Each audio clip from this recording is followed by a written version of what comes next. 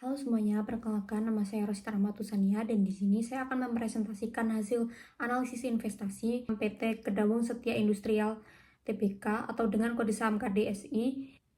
Berdasarkan kondisi pasar saat ini, saya memberikan rekomendasi untuk beli seperti yang terlihat pada data overview emiten. Dengan harga pasar ini sebesar Rp464, target harga wajar KDSI berada di level Rp566,64 sehingga memiliki potensi upside sebesar 22,12%. Selanjutnya, rekomendasi beli ini didukung oleh 3 katalis utama. Yang pertama adalah efisiensi operasional dan diversifikasi produk yang berkelanjutan. Nah, ini membantu menekan biaya operasional dan menjaga stabilitas keuntungan. Yang kedua adalah ekspansi pasar ekspor dan inovasi produk bernilai tambah. Ini membantu perusahaan untuk memanfaatkan peluang substitusi dari kemasan plastik ke kertas. Yang ketiga adalah adanya fundamental keuangan solid dengan pertumbuhan laba yang konsisten. Nah, ini membantu perusahaan untuk menjaga kinerja agar tetap prima di tengah dinamika pasar yang ada. Melalui kapitalisasi pasar sebesar 719 miliar, membuktikan bahwa KDSI memiliki tingkat resiliensi perusahaan yang stabil dibandingkan pergerakan indeks harga saham gabungan. Selanjutnya, untuk deskripsi bisnis KDSI, KDSI adalah perusahaan manufaktur yang bergerak di industri basic materials, containers, dan kemasan. Perusahaan memiliki 3 segmen bisnis utama, yaitu carton box, houseware atau enamelware, dan lini lainnya seperti egg tray. Nah, sesuai sejarahnya, bisnis ini berkembang dari sebuah toko peralatan rumah tangga bernama UD Kita di Surabaya pada tahun 1965 dan resmi berdiri sebagai korporasi pada tahun 1973 dan mulai melakukan penawaran publik atau IPO di tahun 1996.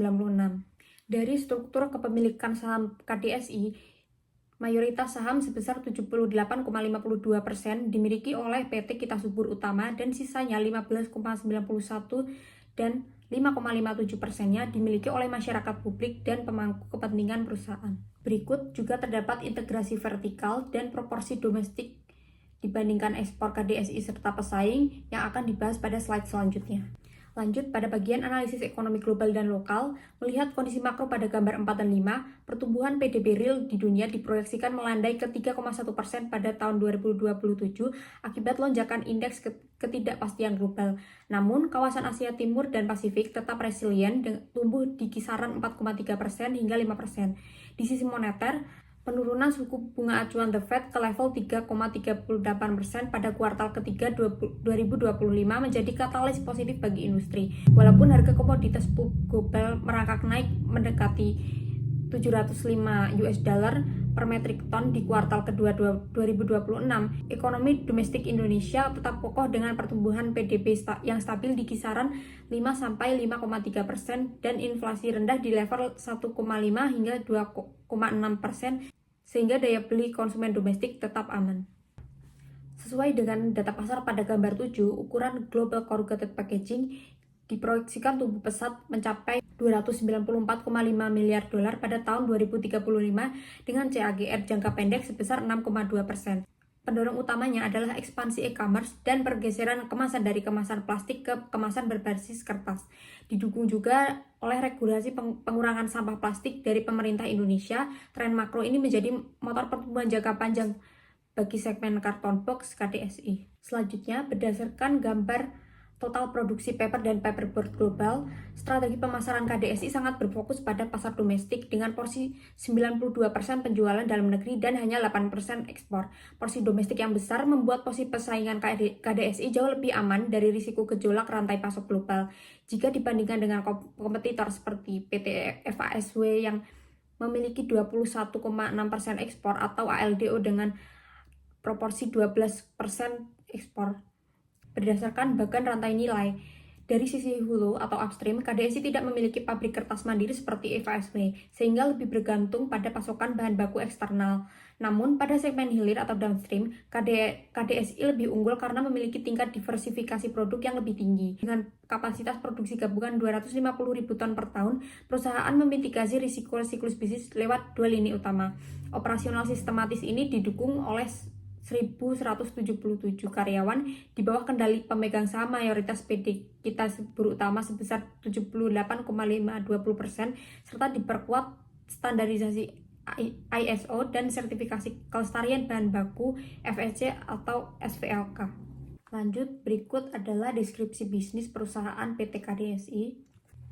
Mengacu pada gambar proporsi pendapatan dan operating result, segmen packaging mendominasi total pendapatan sebesar 98,18%. Namun, grafik operating result menunjukkan bahwa penciptaan laba justru ditopang oleh segmen cookware atau houseware karena margin keuntungannya lebih tinggi. Namun, pendapatan jangka panjang menunjukkan proyeksi pertumbuhan stabil hingga tahun 2030.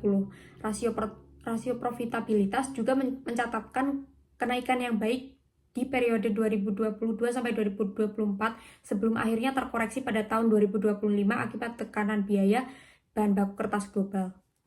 Berdasarkan grafik solvabilitas, rasio utang perusahaan sangat sehat dan aman, di mana debt to asset ratio hanya sebesar 0,08 kali dan debt to capital ratio di level 0,12 kali pada tahun 2025.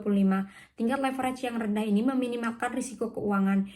Di sisi lain, data juga menunjukkan adanya komitmen manajemen yang tinggi kepada pemegang saham, terbukti dengan melonjaknya dividen payout ratio menjadi 39% di tahun 2025, meskipun memiliki laba bersih korporasi yang sedang tertekan.